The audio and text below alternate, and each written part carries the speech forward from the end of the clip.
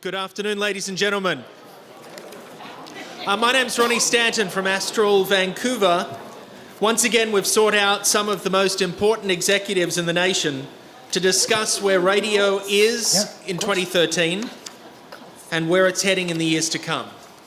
CMW's Radio Interactive truly appreciates these executives, finding the time in their busy schedules to make this event. And we know that we've got a strong interviewer today to moderate the panel. Greg O'Brien is the editor and publisher of Cartt.ca. For the past decade and a half, he's been reporting on Canadian radio, television, and telecom industries. So we get a sneak peek at where he's going today and anticipate a very lively super session. Please make welcome Mr. Greg O'Brien.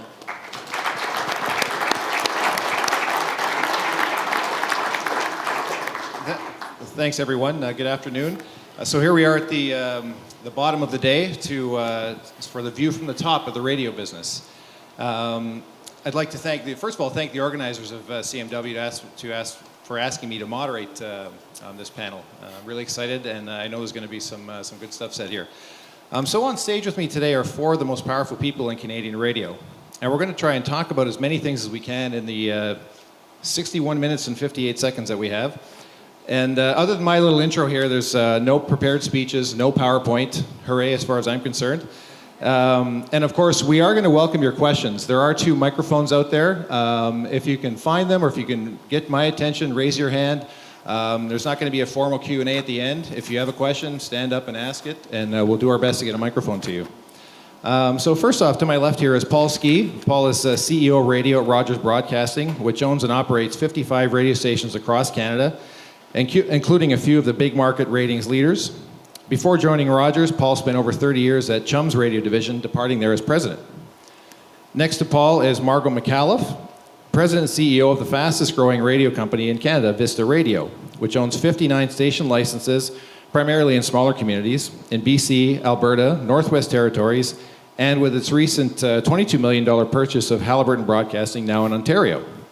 Prior to founding Vista, she was Senior Vice President of Shaw Communications in Calgary, and this year she was named the Canadian Women in Communications Woman of the Year.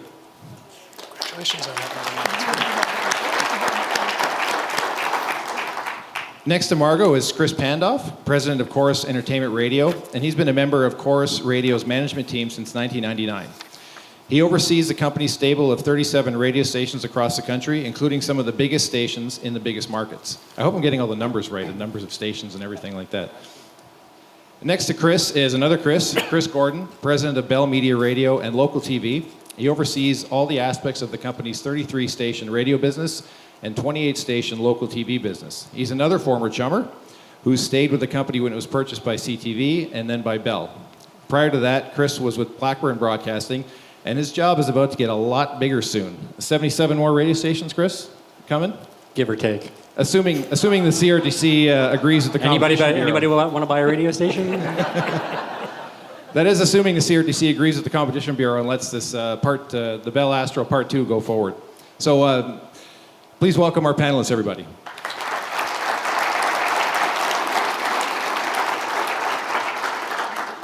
Now, prior to today, we had 2 days worth of a digital media summit where a lot of new things were discussed, a lot of shiny new things, social media, transmedia, multi-platform content, multiple digital devices. So I want to ask the panel, in the face of all of that, how is radio, essentially from the Triassic period of media, still around? Your doom has been predicted for ages now.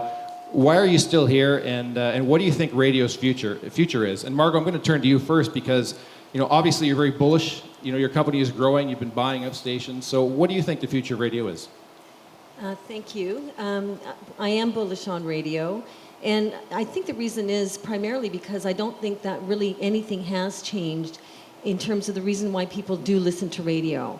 And I think if we continue to connect with our audience and if we continue to provide the local content, which in small market radio is absolutely critical for our survival, then I think that we've got a long future ahead of us. All of the other technologies that you've described don't do a very good job of interacting at the local level. I think that's something that is our domain, and I think we have to embrace it and continue to provide that. How about the rest of the panel? Paul?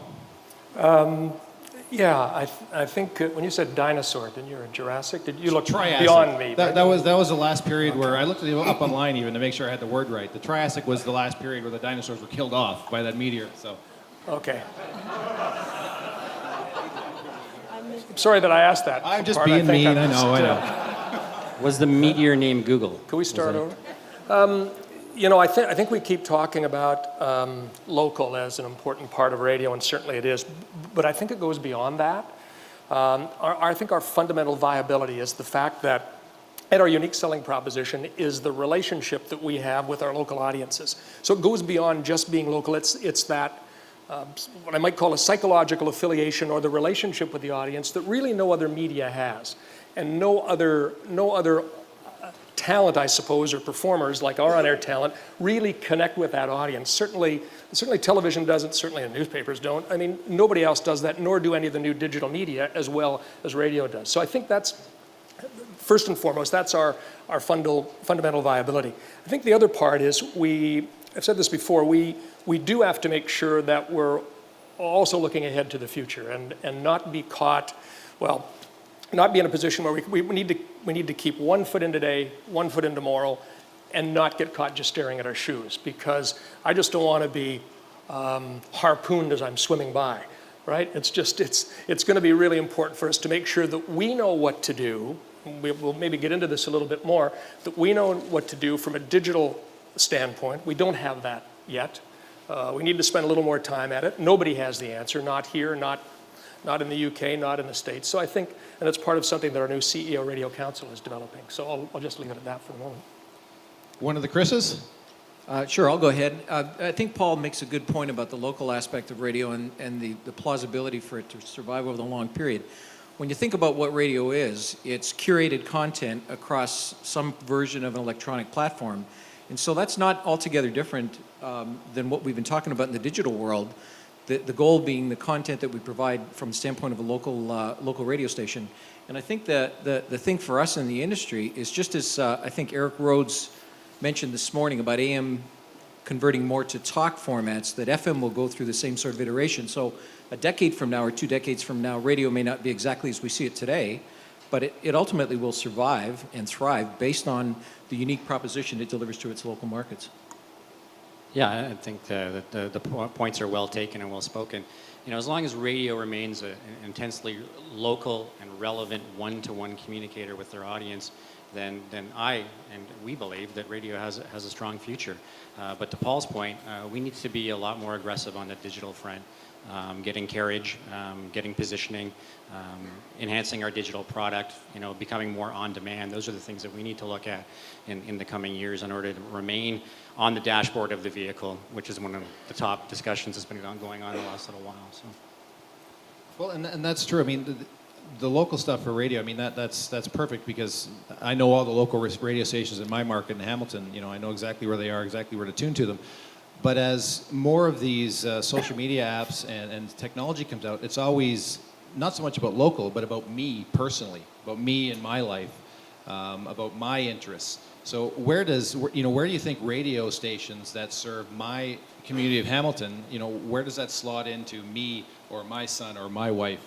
How does radio deal with that and really intensely personal, relationship that people have with their devices and with digital? I'll take that to start. Certainly in our small markets, we live and see and touch and feel our audience and our advertisers every single day, because we're in small markets and we see them and they know us. And I'm not sure that it's very much different in the larger communities. I think that the individual listener still relates to their radio station, whatever station that might be. And I think that they still have their favorite DJs and they still interact and still relate to those people as people one-on-one. There's also the opportunity to call in. I mean, there's no other medium out there where a listener can pick up the phone and actually speak to the person that's on air or to the news desk and have that kind of one-on-one relationship. And frankly, radio's had that with its audience for decades. So it's not new to radio. I think too, Greg, I think it's all about being on the menu with whatever device it is and taking the spectacular content that we produce 24/7 almost. This is original content. I think we sometimes take for granted the fact that we are producing, by and large, original content. We have great talent producing original content almost 24/7 every day.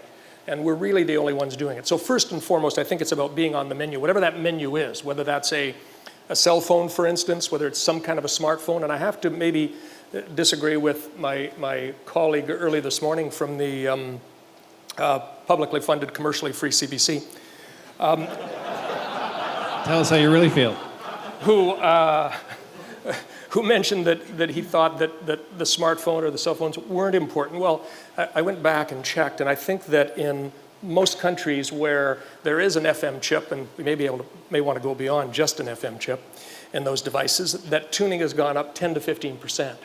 So if there's some erosion for us along the way, and then by the same token, there's an opportunity to build with another device, even if it's an FM chip on the new refrigerators that were announced at CES that tell you whether your milk has gone bad or whatever, and there's an FM chip there or some kind of a radio chip. I think we need to push that as far as we can. I don't think there should be, if it's on a toaster, if it's in a smartphone, we need to push that, because any time that we can expand our coverage, expand our distribution, it's the better for us in the long run.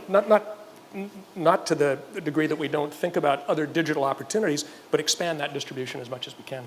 There's actually been recent research, I think it was by Pew Research, where they asked 1,000 people whether they cared if the car manufacturers stopped producing cars with radios, with AM, FM radios on the dash. And something like 72 or 75% of those surveyed said, yeah, they cared a lot, and they would not buy a vehicle that didn't have an AM, FM radio in it. So that's the consumer speaking, and they've got lots of options.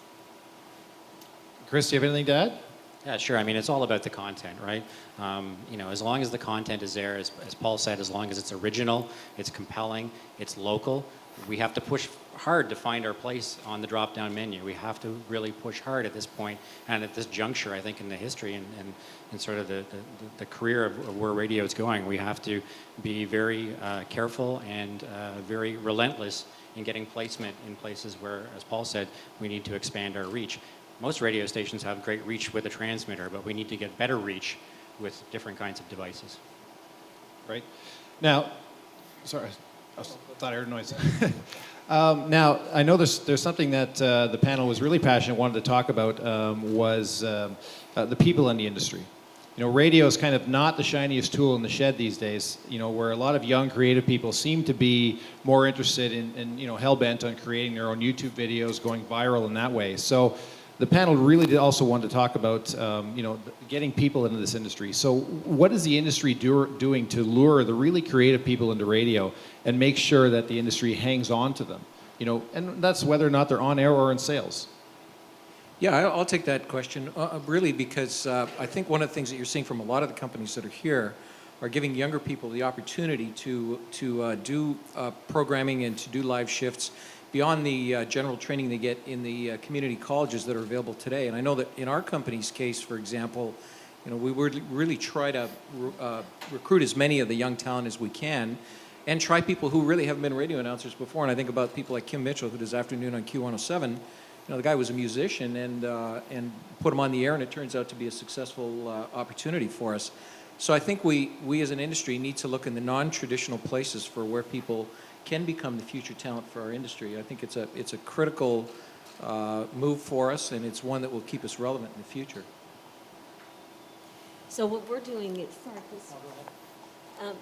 we're working hard at retention as a start. Being in small markets, we are often the launching pad for young broadcasters where they start their career and then they go on to the larger market. So we're actually trying to create an atmosphere within our organization where we encourage people to stay within the organization and to grow within the organization. So the first thing we're doing is we've really heightened our training programs. So this is training at the radio stations after they finish their schooling, where oftentimes people have the attitude of now that they're done schooling, they're done and they're not going to learn anymore. So we're working really hard at doing, in terms of on our on-air talent, air checks and training and those kinds of opportunities.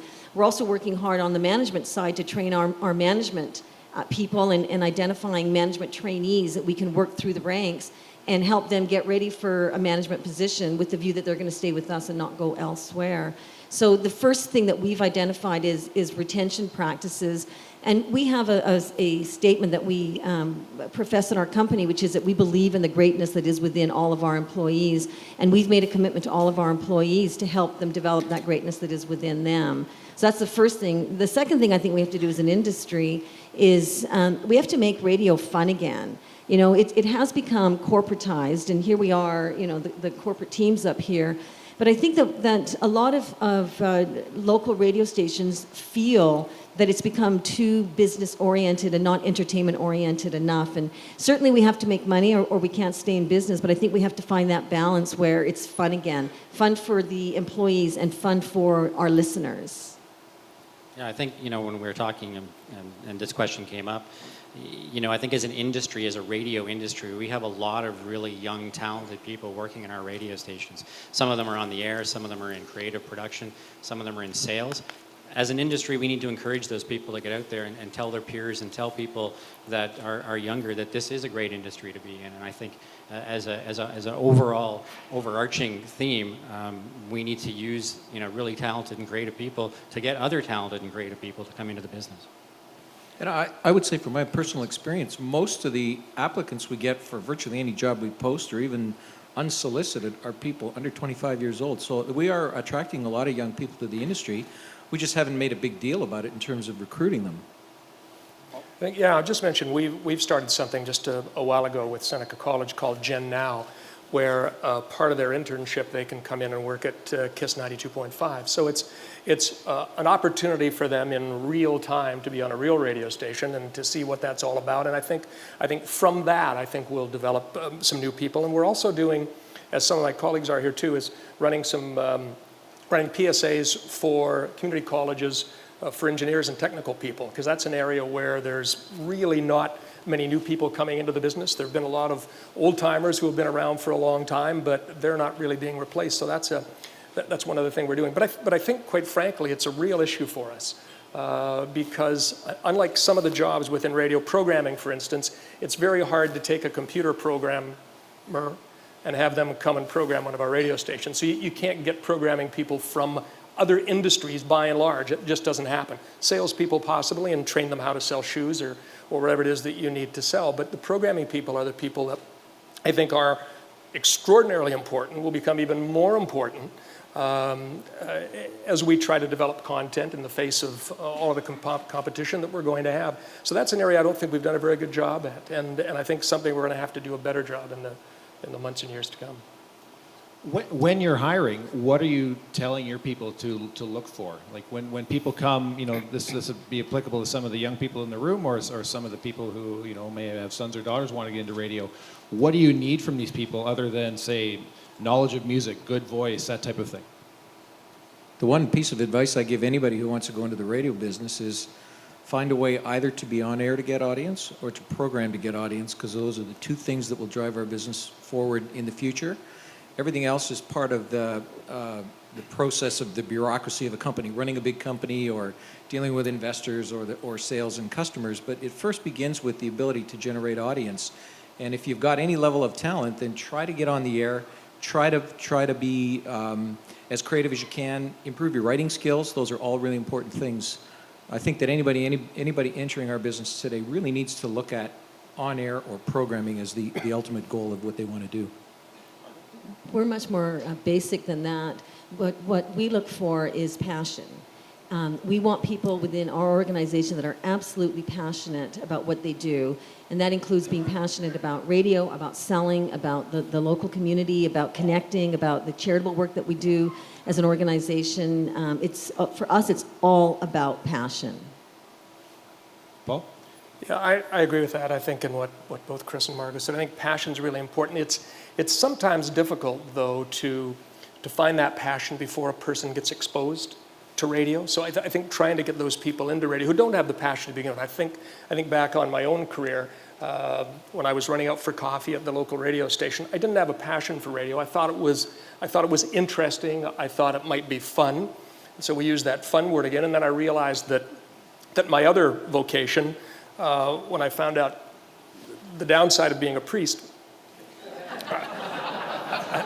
I thought, okay, the radio thing might work really well. And so for me, it was that constant exposure to other people who mentored me along the way. For some of you know, and he was honored, Dave Nickey was honored, I guess, a year or so ago, who was on the radio station in St. Thomas, and he sort of said, why don't you try this? So I operated on the show, and that passion slowly grew and was ingrained in me and stays to this day. But it took a little bit to get me to that point. It just didn't start from me being in grade 10 as I was saying, oh, I've got a real passion for radio. I had an interest in it. I didn't have the passion that I developed and that I have to this day. And Yeah. I actually disagree in that I think when I say we're looking for people who are passionate, I think that, for example, taking me as an example, I can be passionate about anything. So whenever I do anything, whatever it might be, I embrace it and I do it 110%, and I'm absolutely passionate, whatever it is, including making a tuna fish sandwich. And that's the kind of people that we're excited to look for. It's hard to find people like that, but when you find them, they make all the difference in an organization. And right now, you could have been Pope. Have you thought of that? Yes, but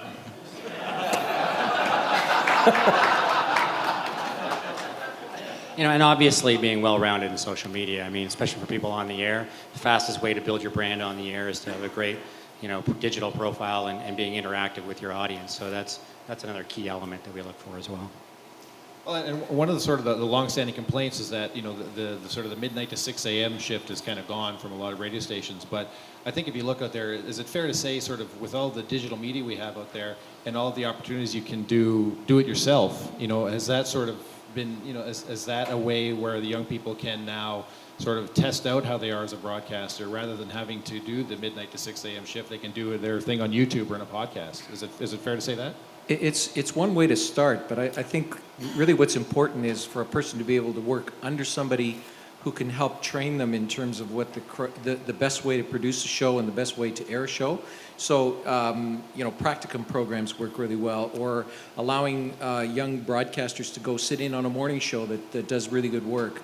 As much as we try to put people in a situation where they got a live microphone and they're broadcasting, out to the community, without the coaching from an experienced program director or an experienced announcer, it really slows their ability to bring out the true talent. And some of the best PDs I've worked with are very good at developing talent.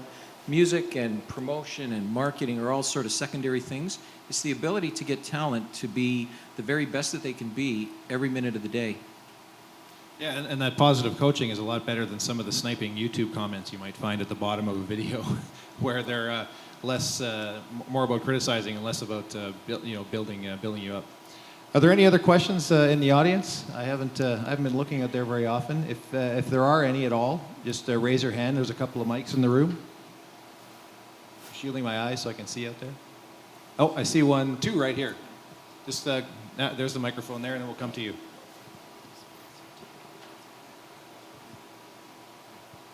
Hi. So you brought up about radio's thriving depending on maintaining the one-to-one relationship with the audience. So my question is, in today's world of a fragmented media and a lot of different options for people to spend their time, including social media, what is your company's strategy for looking forward to maintaining that one-to-one relationship with the audience? Who wants to go first? I'll start, but I think we have to get up every day being somewhat thrilled and somewhat uncomfortable at the same time, because that, I think it was mentioned maybe earlier today or sometime in the last 3 weeks, that what we need to do is make sure that whatever it is we are doing from a content standpoint is the best we possibly can. Like I said earlier, we're producing great content 24/7, and we're also very engaged with our communities. And I'll give you one just little example. The team at our Timmins radio station was not only the radio station go-to place when they had the fires recently, but also was, not just on the air, but was also a hub for the community, giving out water, giving out food supplies, doing things of that nature. So, and that's not something that we program the people to do or we necessarily ask them to do. It's just part of the DNA of people who are in radio, just to give back to the community and to mirror the community. I think those things sometimes we we take for granted a little bit. It's, again, that psychological affiliation that we can build and nobody builds it better. I know we've kind of already said that, but I think that takes us a long way. And if we don't take that for granted, if we continue to make sure that we are as engaged and that we're producing great, as Chris said, compelling content throughout, then we're obviously in a survival mode. I mean, it takes more than that, but just roughly that's the... One of the things that resonated with me this morning in the earliest session was the aspect or the notion that advertisers aren't so much interested in our over-the-air audiences, but our digital connection with our audiences from the standpoint of their ability to be able to connect their business and services to those. And it occurred to me that it's incumbent on us to continue to invest in areas where we are able to develop that digital connection. Now, today we call it social media. I don't know what it'll be tomorrow, but I think that's one of the things that, to the answer to your question, is A, to have an awareness that there's a responsibility for us to do that, and B, then to be diverting some level of investment to that end so that you at least are in the game of being able to connect with your audience on a digital basis, whether that be social media or YouTube or whatever the other platforms are. It's something the company should think about a lot. We had another question right over here.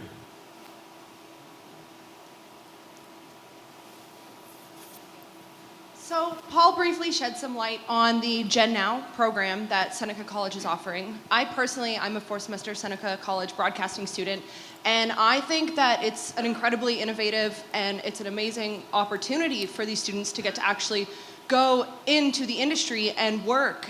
They're working at KISS Radio, they're doing on-air overnight shifts, they're learning a lot, doing air checks, and I think it's amazing. From the rest of the panel, can we expect anything in your industries? Can we expect to see more of these learning opportunities for students to get to work in the industry hands-on? We have a number of internships within our organization, certainly in the West, where we have owned those radio stations for a much longer period of time. Those programs are very well developed. We have worked in partnership with Humber College just very recently in creating some material around their careers site.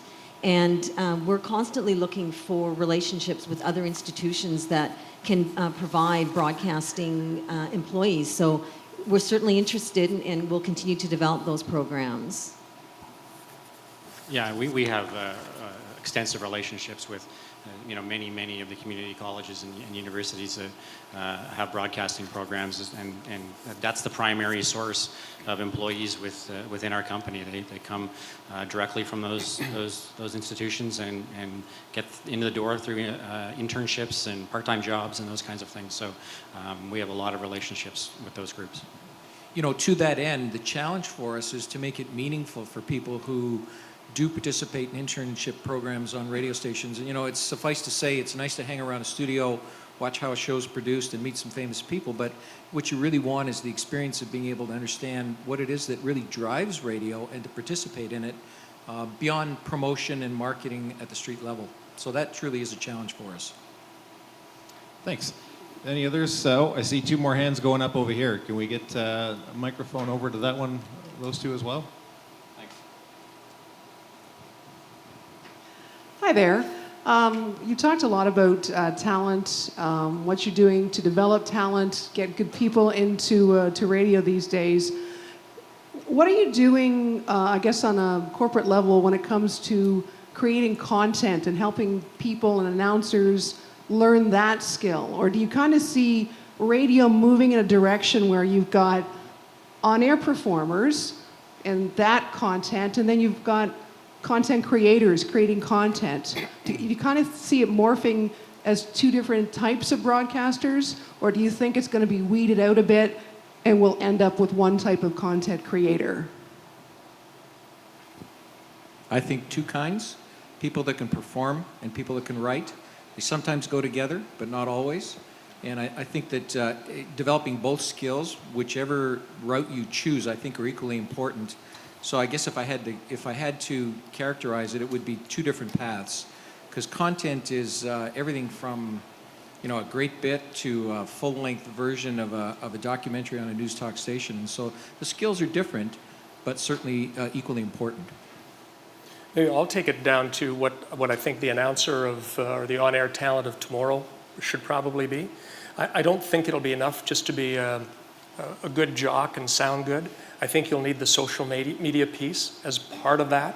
Quite frankly, that's part of content. You're creating content that is for the show that you're doing, but you'll also need to create content for, from a social media standpoint, from a digital standpoint. And I think if you can do all of those things, and I think it'll be you doing it. I think the performers of tomorrow, the great performers of tomorrow, will be the ones who are able to, if we want to call it multitask, but it's maybe just a little bit more than that. It's really continuing that connection with your audience, continuing that affiliation with the audience, and you need to do it where they are, obviously. So you do it first and foremost on the air and make the initial connection, and then through social media to maintain it and develop a deeper connection with that audience. Because if you do, I mean, they stay with you a longer period of time, and it's harder and harder for somebody else to pry them away from you. So they become more of a 24/7 brand than just a morning show guy. Well, I think so, and I think it's like, you know, when somebody first starts to listen to you, or for instance, if you're dating, the first date, you just get to meet the person, or you first meet somebody. The next thing you say, okay, I think I like this person, and the third date, well, never mind. But no, just as a friend, then you. Speaking from experience. Then you're, then you're going to. Then what you're going to do is maybe invite that person over for dinner, right? But you don't do that when you just first listen to that person on the radio, per se, or just first meet that person. So it takes maybe just a little bit of time, but you can speed up that connection, which you couldn't do before. You can speed up that connection with the listener through social media. So I would just make a couple points. Just in terms of small market radio, we often have people wearing different hats. So it's not going to be as obvious in small market radio that people are going to go down two different paths, because we just don't have the same level of staffing that some of the larger markets will have. But certainly I agree that it can take two different kinds of skills, and certainly can evolve in that way in the right markets. And I wholeheartedly embrace what Paul has said, not embrace Paul, don't misunderstand. And you know, to the point that I think that the audience is looking for that interaction on all levels. So certainly on the radio station, but also through social media. And it's almost more important in small markets because the on-air teams are celebrities in these small markets. And so people are looking for that kind of celebrity status for their on-air people. Yeah, it's not enough just to multitask anymore. You have to multi-connect. You have to multi-connect with your audience, and that includes a digital presence. I mean, if you're on the air in the afternoon, you need to be out at the concert that night interacting with your fans and your audience. You need to take a video of that. You need to post it. You need to tweet it. You need to do all those things. As Greg says, your brand is 24/7. Okay, I think we had one more question back there too.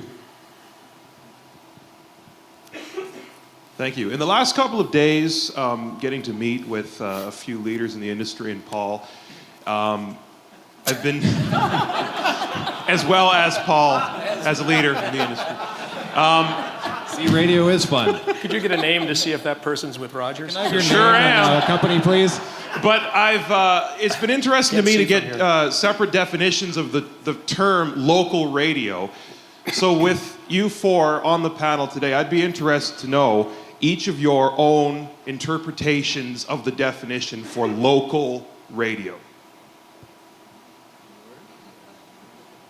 Well, I mean, local is local. I mean, we operate in cities of millions of people and operate in towns of 10,000 people. So, you know, if your on-air team and your sales team and all the folks that work at your radio station in a city with 10,000 people, you know, aren't part of that community and aren't embedded in that community and a fabric of that community, that to us is what local means. And, you know, as Paul said, when things happen, when fires happen in places like Slave Lake, Alberta, what happens? People rally around the radio stations, and they rally around, you know, those kinds of community activities. When the power goes out, you know, what do? You listen to your radio station. So local just means being in your community and being a part of it. And I think all of us up here are committed to that long term. You know, I'll just say that I agree with what Chris has said. we have won a number of civic awards in our markets for Citizen of the Year and things like that for the sort of contribution that we've made to the communities that we serve. And to us, local means making a difference in the lives of the people in the communities that we serve. And it includes mundane things like road closures and school closures and weather reports specific to the region and things that affect your everyday life from the time you wake up to the time you go to sleep. That's what we think local is. Yeah, and I think when I was talking to some other people about local and you,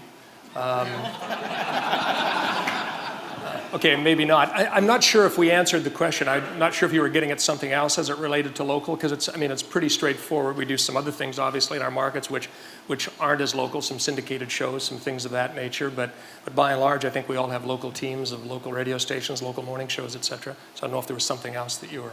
Yeah, the only other thing I'd add to Paul's comments are, from this content standpoint, it's what people are talking about or what's important to me in the community that I live in, whether that's Canada, Ontario, Toronto, or any one of those, anything that relates to the life that I live that's not widely available in a digital world is probably the best, from a content standpoint, definition of local. See, again, in small markets, we would not likely air on our newscasts information that would otherwise be carried by the larger broadcasters or the CBC. So we don't have a lot of national news. We're about 90% local. And local is what is going on in the community. Again, it's the sports teams, the schools, the roads, the weather, if there's something going on in the municipality, that's the kind of things that we report on. So you wouldn't turn to one of our stations to find out, about the Pope unless there was something relevant to the community. Other than that, you'll get it from CBC, or one of these other larger players.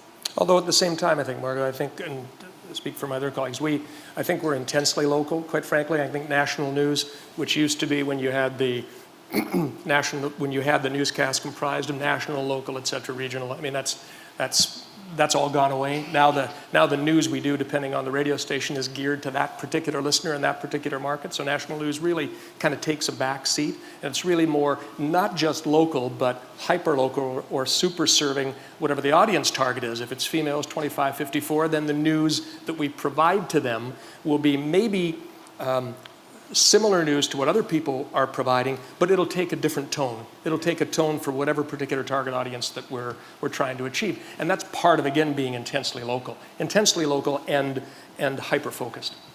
And can you use your digital outlets to slice it up and make it that much more local, to a neighborhood, a street, an issue, a minor league sports team, anything like that?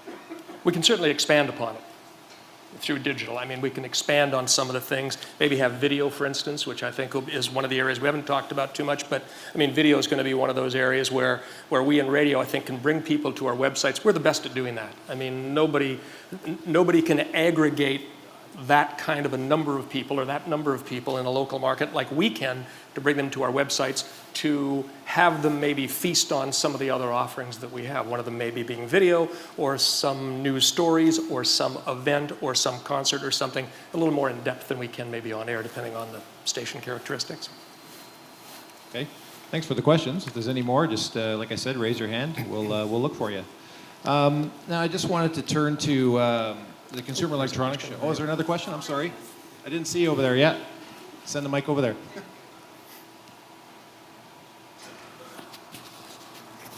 Thank you. Suzanne Carpenter, Corus Entertainment.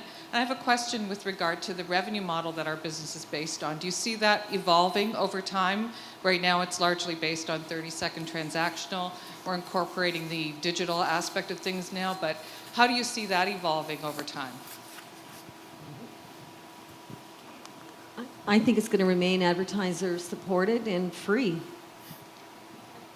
Yeah, I'd agree with that. I guess the only other thing I would add to it is that while one part of our business is commoditizing relative to ratings, one of the good things about local radio is that we have the ability to go out and call on virtually any business in a market of any size and find a solution for them from a marketing and advertising standpoint that makes sense for them. And so, the average radio station might have 400 to 600 accounts on it, but in terms of the percentage of businesses that are available in the market, that's a very, very small percentage. So I think that that the advertiser-supported model will continue. It may gravitate away from transactional audience-based and be more solution, local advertiser direct-based in the future. I think one other thing to that too, I think the thing that will change or that is changing is the salesperson, the type of salesperson who will be a little different, I think, than the salesperson of the past. And actually the salespeople have changed dramatically over the last maybe 10 or 15 years, from sort of order takers to those who really are trying to develop creative solutions for their clients. But I think that's changing because I think the salesperson, again, in local markets, our local sales team is normally the largest in radio in each market, second only in some cases to newspaper. So we have the largest local sales teams of anyone in the market. And I think that's obviously a competitive advantage that we have. But those salespeople have to be ready to go out with a bigger toolbox, a bigger toolkit of things that they're selling, whether it's certain digital things that we have or video, as I mentioned earlier. I mean, it'll be more of a creative solution type of approach as opposed to selling airtime or selling what we might call spots and dots. And I think in the future we'll have two types of salespeople, those who get it and those who don't. Well, maybe let's carry that forward, that question from the audience, and talk a little bit about audience measurement. Some of the agencies are saying that they no longer want to buy based on the old metrics, of cost per thousand or demographic segments or ratings points. I did a story recently on Fred Forster, who's the CEO of Omnicom Canada. He spoke at the Broadcasting Executive Society in Toronto. Now, Omnicom is a $14.5 billion global ad agency. And I'll just give you a couple of the quotes that he said at the Broadcasting Executive Society. He said, "We're not going to buy adults 25 to 54 anymore. We're actively trying not to do that." He said, "Gross rating points and the currency we see today is going to go away. We're in the performance business now, not in the CPM business." And then, lastly, he said, "We're being very, very granular in terms of how we're placing money against very specific target groups. And it's all based on return on investment, and that happens over and over and over again." So taking that point, I mean, he was talking about television, but he did include radio in there as well. Are you seeing that from agencies, and how are you going to be able to deliver that to your advertising clients? Yeah, I mean, we're seeing a lot of things from agencies right now. Some are not paying their bills either, but I think when you look at how the audience is measured, return on investment is the number one criteria going forward. And whether that's a gross rating point or whether that's an impression, whether that's a hit, whether that's a rollover on a banner, whatever that is, we're coming to one place where all of those audiences' eyeballs are going to be aggregated and ears aggregated. So, tend to agree. We're not quite there yet. It's still analog dollars and digital dimes. We're almost there. The tipping point is coming, but we're not quite there yet. But what advertisers are looking for is a lot different today than it was even 6 months ago. Are you seeing the rest at your companies as well? We don't have very many rated markets, so we have always been measured by performance and by the impact that advertising has had on our retailers' business, period. So basically people walking in the door after they hear the ad on the radio. Yeah, it's that granular. Yeah. And Fred's comments at the BES lunch were in the global context of the global brands they deal with, and so you can see them wrestling with what kind of a mathematical formula that actually provides the results. Because it's nice to say you want some measure of very definite measurement, but unless you've got a real good way for feedback of information and feedback of the results, it's a very difficult thing to do. Interestingly enough, to Margot's point about local advertisers, we quite often follow the tram markets in Canada, but the thing I always remind our company is the tram is only about maybe 35 to 40% of the overall ad dollars in radio. And so when you look at the CRTC number reported, it's substantially higher than tram.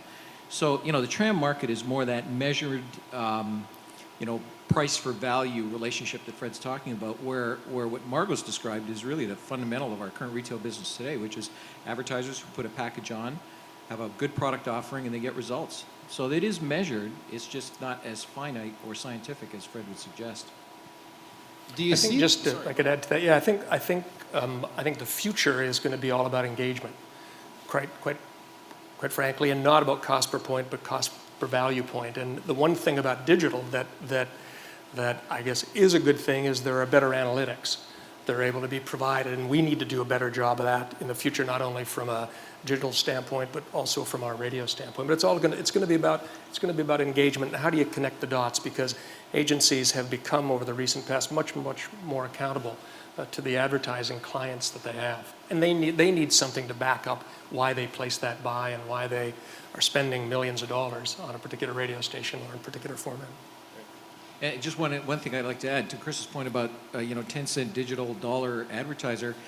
The rink boards at Maple Leaf Gardens haven't gotten any cheaper, and so those advertisers are still going there. And I defy anybody to tell me that there's a return, a measurable return. Yet they access those dollars, and the advertisers that spend the money are clearly happy to spend it.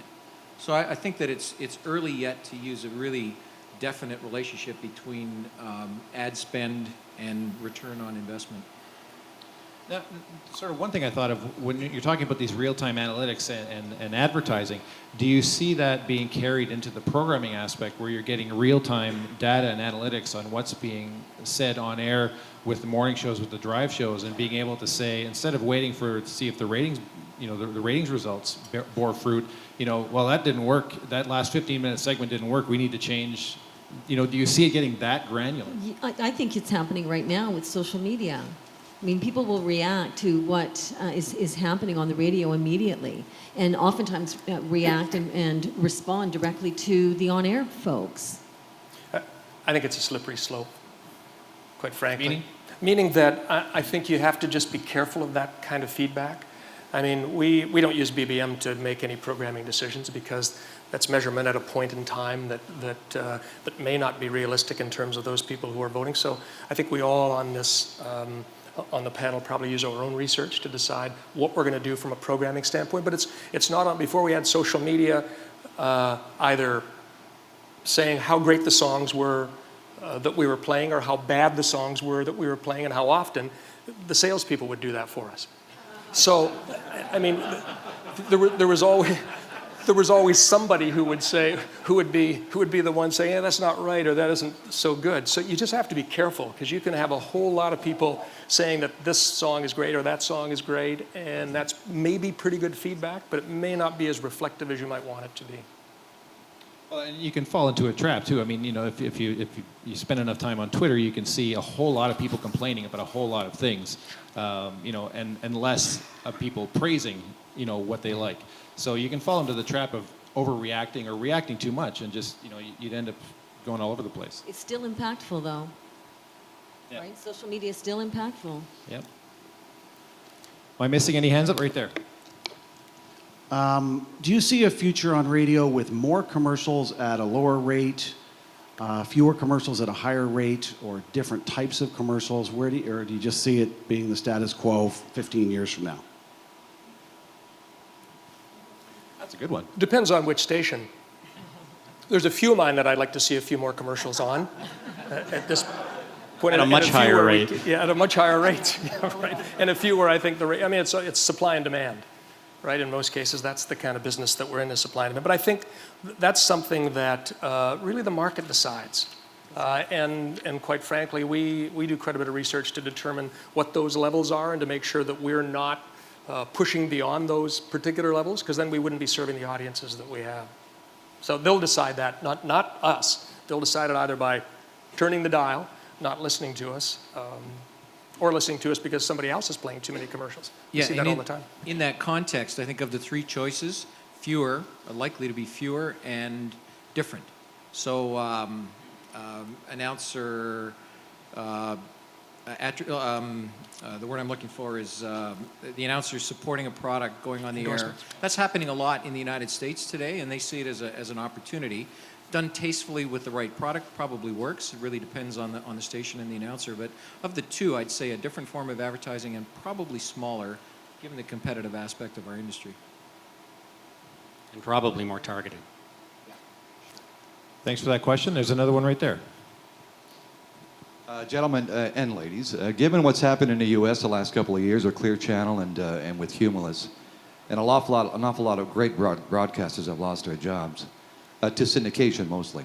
Do you see a time and place here in Canada where something like that might happen? Outside of morning shows, for example, where a very talented team perhaps would show up in day parts across the country? I'll pay a compliment to my contemporaries on the panel. I would say not, and the reason for that is every one of the companies that's represented here purchased radio stations for the strategic value of what it represented to their company. So, for Bell Media, the opportunity to have another stream of revenue, another opportunity to promote some of their other products, and the same is true for all the companies here. So the financial pressure that existed in the United States to turn a profit, roll over a station at a higher stock price than you paid before isn't the situation in Canada. And I would say that we'll probably see a very stable industry where cost will be important, but not the overriding strategy for the broadcaster. I think it's also fair to say that if you observe what happened in the U.S., that a lot of people would say that the actions taken by a lot of those large broadcasters in consolidation has really destroyed the radio industry, and they're now just starting to rebuild. And I think we learned from that, certainly looking at it and realizing that, going back to the very first thing I said, that we have to stay local and relevant to the communities that we serve. And to the degree that we move away from that because of consolidation and cost cutting, we start to jeopardize the very essence of our existence. I don't think it's a model that we'd really like to emulate, and we've seen what's happened in the U.S. and thankfully we all have ownership that believes in radio and believes in the fact that radio needs to be local. So we're always fighting to be cost effective, but we're also fighting to be local and relevant and have people on the air in as many places as we can. I very seldom quote Churchill, but in the recent book he wrote on radio, he said, Americans always do things right, but not until after they've done everything wrong. And I thought it was an interesting quote. I mean, I think to Chris's point, it's not something we necessarily want to emulate. I mean, if you've listened to, there are good radio stations. I'm not being fair. There are good radio stations in the States, no question. But by and large, I think our radio stations are much better, quite frankly, and have much better content than a lot of the radio stations in the States. And by the nature of the model itself, what the model in the U.S. has become in terms of the ownership characteristics, et cetera, has made it maybe difficult, and they've had a different focus than maybe they've had in the past. And I think it's really hurt well, you can see, I think people will say it's hurt the industry there, and thank goodness we haven't really progressed in that particular direction. Thanks for that question. I'm not missing any other hands this time? I just wanted to move on to what happened in January at the Consumer Electronics Show. I had a reporter there covering that, and he wrote 3 separate articles on the changes in the media landscape inside, on the car dashboard. So that was a very important part of that conference. Ford and General Motors, for example, have put out a call for app developers to create new products and services for drivers and passengers. And I'll give you a quick rundown of just what Ford has joined up with using their Ford AppLink system. They're going to be offering in their cars soon the Wall Street Journal, USA Today, a service called Kaliki, which is radio talent reading audio versions of very compelling magazines and newspaper articles, Amazon Cloud Player, Aha Radio, Rhapsody, Greater Media, Glimpse, B Couply, and these are just some of the ones that one car company is offering. That's going to be offering on the touchscreen on Ford Focus, whatever Escape. And a lot of these signals are delivered by networks owned by Paul's company and Chris's company. So there are other avenues of revenue from on the wireless side of your businesses. So when you look at all of that, does that keep you up at night? And how does radio maintain its dominant place in the car? Okay. Well, you know what? I was just going to make the point that the assumption when the dashboard becomes digital is that it will be wide open for anybody to be able to run content through it. But I think the real danger is that the car manufacturer in the car could actually become a BDU, like a cable company or a telecom, to say, if you want access to my customer in my GM car, you need to pay me 1% of your revenues in order to be able to do that. So I think that's probably a bigger issue for all of us, because the assumption is that we'll get unbridled access, but I don't know that that's entirely true. Car companies, like all of us, are looking for the edge, both on revenue and on margin. And will we be able to afford to pay to have our signal carried in all the GM products or not? I don't know. So we can still be relevant and required by our listeners, but they may turn around and find a commensurate payback on the revenue side. And I think that's the real danger for us more than anything.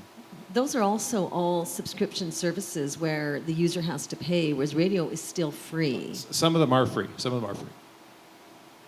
Radio is still free. And again, going back to that research that I quoted earlier, people are still looking for AM, FM radios in their cars. And we have always had competition in the car, whether it's the iPod or the CD player or the cassette player, the 8-track, whatever it is. We've always had competition in the car. I don't think it's anything new. Well, one of the other things too, I think that we've been fortunate in is that we control the distribution of our content, by and large. We have up until now. Now there are other people who are going to have a controlling interest or some type of control in it. But I think from a cost structure standpoint to begin with, terrestrial radio will still be the way that you get radio. And I think that's going to happen for years to come, quite frankly, just because first of all, it's free and we control that. We're not beholden to anybody else to deliver that particular content. Now, we may be to some others, but I think starting out, it's been maybe a small portion. Who knows where it's going to go? I don't think any of us do.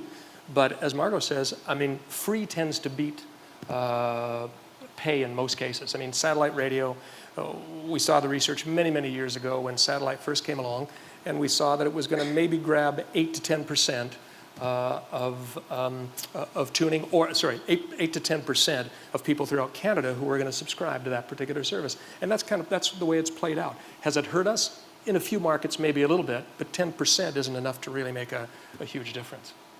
And some of the car companies, that's where they got their taste of that little bit of revenue coming in from multimedia. Just looking out again. So besides what's new in the car, I mean, you all stream your stations, at the very least, offer apps and other things on new platforms. Chris, I have your Corus radio app on my BlackBerry 10. I was going to try and show it and play it here, but the network coverage in this basement it's just not possible. So, Chris, I'm wondering if you can share, and some of the other guys on the panel, and Margot too, if you can share how much these types of new services cost you, and how can that listenership be monetized? Okay, so to give you a sense for Corus, we're doing about 6 million hours of streaming per month, and that number really hasn't changed much over the last 12 months. The good thing is with the bit rate and the use of cloud technology, the cost has come down. Where that used to be somewhere around about $600,000 or $700,000, it's shrunk to about $4 now, and continues to decline. My personal view is that we need to be there anywhere where potentially somebody can listen to our radio station who has a handheld or a meter or has a diary needs to have access to the signal. So just like my electrical costs are going up in my transmitter sites, my costs are going to be commensurate on the streaming world. The thing that it gives us, and to Paul's point about research, is you get some level of analytics about geographical location, time spent, number of connects, and it does tell you a little bit about what your audience is doing. I think that at some point in the future we'll be able to identify not only geography, but maybe even by IP address, the types of businesses that might be listening to us, and be able to target them with specific announcements or opportunities inside the context of our programming. But I think it's an exciting feedback mechanism for us that we're just beginning to learn what really means to us. I mean, to me, streaming is just a start. You just have to all be there streaming. I don't think anybody has a crystal ball and look into the future in mobile and wireless and be able to say how much it's going to cost to be able to, service millions and millions of smartphones wirelessly.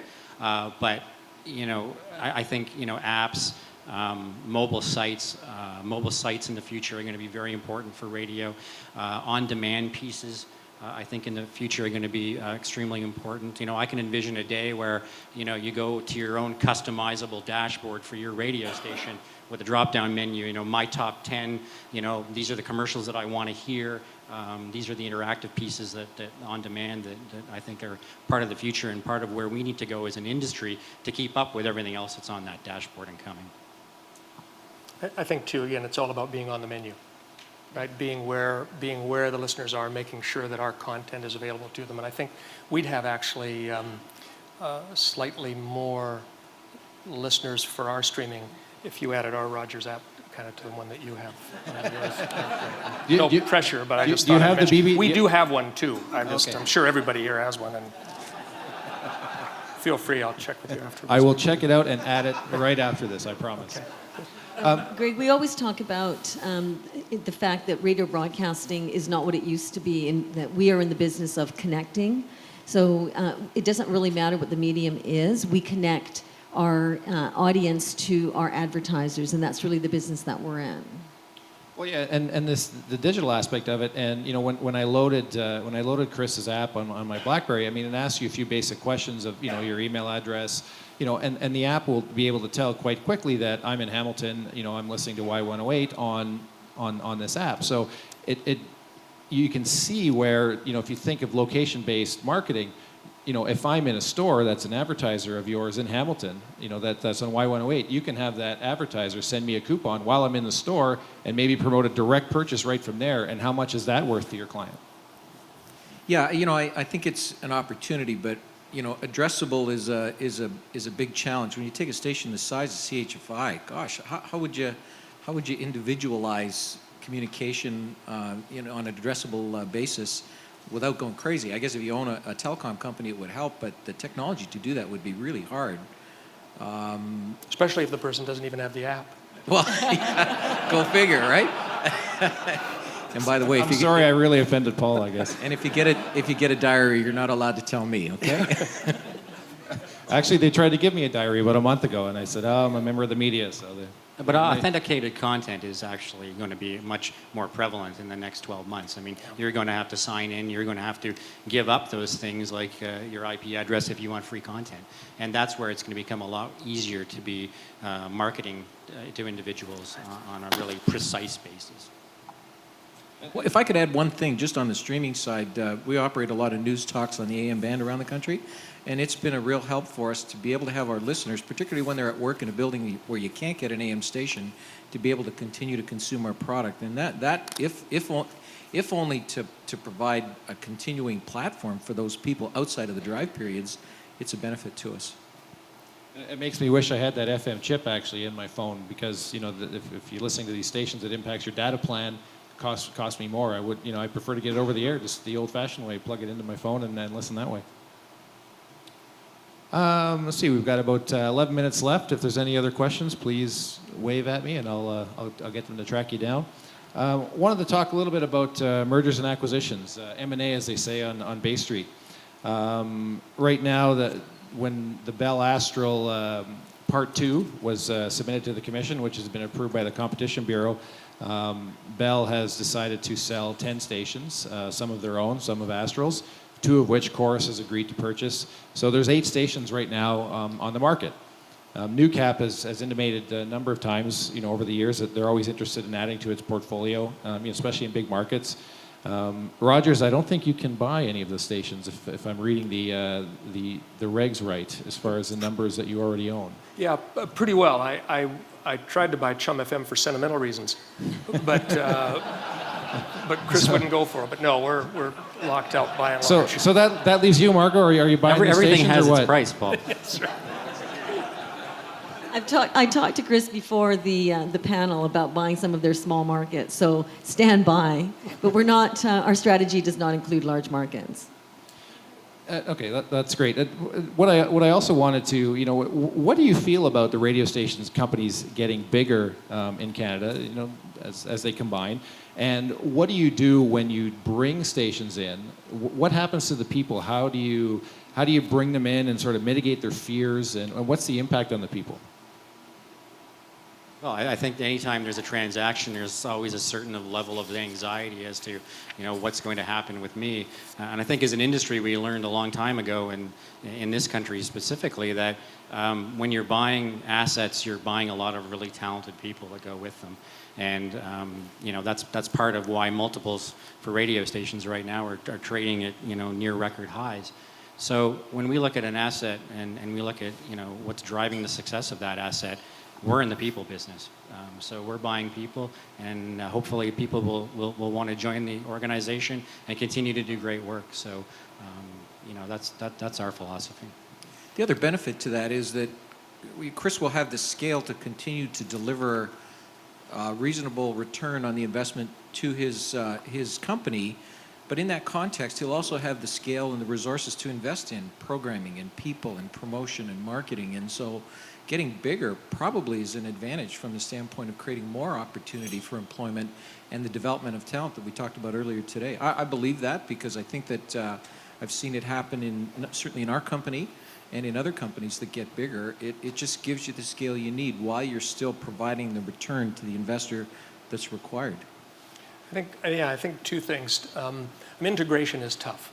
I mean, I know Chris Gordon and I have been through it with the number of changes over the past few years, and it's very tough for the people who are in the radio stations or in the stations that are either being bought or being sold, because there's that period where you really don't know what's happening. And so I think all of us have tried to get the commission who are approving these types of transactions to maybe speed up the pace of those if they possibly can, just so that there's not that cloud kind of that's over everybody wondering really what's going to happen and where they're going to go. And it's, for the Astral people, I'm sure that's been very tough because it was turned down and now you're going back again. So that's been longer than a year. So that's very tough, and people want to make the right decisions that they can make for their lives. So I think that's the first part. The second part is that, larger organizations, for the most part, tend to experiment just a little bit more in markets with particular formats. There was a feeling for a long time that there was a homogenization of formats with the larger companies. I don't believe that. I believe that what we can do is we can take chances with formats that maybe somebody else doesn't want or somebody else won't get into, because we can amortize the cost over maybe 3 or 4 radio stations as opposed to just 1 or 2. So it allows us to maybe be a little bit more experimental than we might normally be able to be. And sometimes to stick with it longer than somebody else might do it. We have lots of examples where we stuck it out another 2 or 3 years, and the stations have turned around and become successful because of that dedication and belief in the product. So there are a lot of benefits from scale. So I've got a couple of comments. Firstly, with respect to integration, having just gone through this through our acquisition of the Halliburton Group, we did find that the CRTC process did cause a lot of angst, and it's a difficult process. What we did to try to counter that was try to communicate as soon as we were able with the Halliburton folks, just information about our company, what we stood for, what was important to us, what our value systems were. And then we created an integration committee that consisted of people from the old Vista and the new Vista. And we actually looked at all of our processes. So we did not take the position that what we did in the West was better than what was going on in the East, but we actually went through and looked at all of our processes to identify best practices that we would incorporate throughout the whole of the company. And we made it very clear to the Vista East folks that we were open-minded to learning from them. And I think that process has gone very well. We have implemented some changes, and we are continuing to address some of the differences in our organizations to try to align them so that we have best practices across the whole of the company. In terms of your other question about, is big and bigger better, I look at Vista as a small company or a big small company, and we do feel sometimes that we are the underdog, and we do feel some pressure from some of the larger players, and we do feel sometimes at a disadvantage in terms of trying to expand into into other markets because of our size. And there is some benefits that come with size, which includes being able to pay more for other radio stations. And I do think that we don't want to get to the state in Canada where we have too few players that become too comfortable and don't take risks. And, I think that one of the things that keeps the industry fresh and young is risk-taking. And I do feel that as the underdog, we take a lot of risks and try to do things differently because we have to. And it would be a shame to not have the opportunity to continue to grow because we are not growing fast enough, because the other participants in the industry are growing so much faster and are so much bigger. Well, thanks. Now, this wouldn't be a panel of Canadian media executives without one regulatory question. So I've got to do that. What do you think of the regulations now governing station ownership? The 2 AM, 2 FM. Do they need changing? Is this something the CRTC should addressing? Chris Courtenay, I'm going to ask you first, since you're asking for an exemption in Montreal for TSN 660. What does the panel think of these regulations tied to AM and FM? I think the regulations are, as they stand today, we're all working within the framework of what they look like. There's always conversations about what they might look like should they change down the road.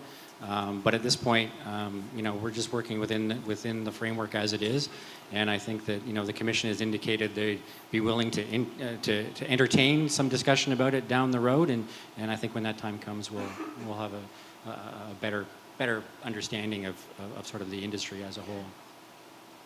Does it make any sense, though, to continue to tie it to AM and FM when so many of the AMs have gone away or switched to FM? Well, I think that, one of the things with the Commission is they tend to do a lot of things that deal with things that are happening, in the recent past as opposed to the recent future. So, at some point, radio stations aren't going to need a transmitter AM or FM or any nature of that over the air in this country. So, I think you have to look at AM stations where some companies have invested a lot of money. All of us up here have invested a lot of money in heritage AM stations doing unique, unduplicatable content on the talk and sports front. Those stations need to be protected in any kind of regulatory environment going forward. So, there is a lot of discussion, that needs to take place before we, put a stake in the ground on MLO. I think what's more important, Greg, is having a balance in the market. It gets to be difficult if you have one broadcaster that has a dominant number of stations in a market against another broadcaster that has got, a very small number or even only one station in that market. That can be very difficult to compete, and I don't think it's good for the industry or good for the market in that case. I think one of the big issues, and Chris touched on it, is that we have to some way, I think, preserve the heritage AM radio stations in some way. Because if you look at what they provide in the local markets, 680 News here just happens to be one of ours that reaches more than 1 million people on a weekly basis. What do we do if you're allowed, for instance, to have another FM station in a market? Should the heritage stations get some kind of priority over others because of the fact that they provide such an important service to the local market? And most of the heritage radio stations still do that, and they do them at for all of us, I think, a cost that's higher than what it costs us to run an FM station. Thanks. Are there any other questions out in the audience? No hands going up. So I'll ask the panel one final question. This is sort of something I ask some executives from time to time. When you come to work in the morning, what can you identify as your top 3 priorities? Start with Chris Pandoff. Okay. Well, you know what? I'll characterize it this way. When I tell people what I do for a living, invariably what they ask me is what stations I work for, and then when I tell them, they say, "Oh, and what is so-and-so like?" And so the thing that I enjoy most about my job is I get to go to work with young people who basically entertain or inform a wide array of listeners across the country. And my responsibility is to try to create the environment that they can do their best work, whether it be allocating resources programming-wise or financial, and in many cases for a public company, filtering the business away from what they do on the radio. So when an announcer turns on the microphone, they shouldn't be thinking about Corus' stock price and what it closed at today. They should only be thinking about how do I get more people to listen to me, and what can we do to make our product better. So that's the first thing, is I think the priority is on people and the process, and then everything else sort of falls from that, to make sure that we have the right resources in place, and that my corporate responsibilities are taken care of, and certainly everybody at the table would know what that represents. So those are the 3 things I think about most of the time: our talent, understanding our audiences, and then building our body of knowledge in the digital world, whatever that happens to be. Margot, how about you? I would say our focus is very much on our employees. So it's very much for us recruitment, retention, and training. And I really feel that if we get the mix of employees right, and if we have those passionate people that I spoke about before, And if we've got people that are really committed to our business, then the rest just flows from that. We get good programming from that. We get great creative. We get great sales. And we've got, a great audience being served by a station that's committed to its community. So ours, for me, it's all about the people. Chris, I'll give Paul last word because I don't have his app on my phone. So. I think for us and for me personally, the first thing I think of, when I go into work every day is the product. The second thing I think of is how to monetize that product and the revenue stream that goes with it. And the third thing that we're thinking about a lot and very much so is remaining relevant in a digital era. And what is the next phase of radio's position in this digital universe? And that's one of the things that we are spending a tremendous amount of time as an organization looking at right now. Paul? Yeah, first thing for me is that my pass card still works. And then immediately following that, I think I try to encourage our people every day to get up and figure out how can we make it better? How, if what we did yesterday was great, then we haven't done much today. So how can we be better at producing better content? How can we be better at serving our advertising clients? How can we just be better? Because if we're not getting up every day thinking, how can we be better than we were yesterday, then we'll get left behind. And I think that's a concern that I have. So how can we be better? And I think the third thing, the reason that most of us got into the business is how can we also have some fun along the way? Because there's a reason we're not working in a bank, right? Because we really love the radio business, love what it gives back to us, and if we can give more to it to continue to develop great programming, great content, then that's good for everybody. All right. Well, thanks very much. I see nothing but zeros on the clock here. I hope everyone learned something, and please thank the panel members for me.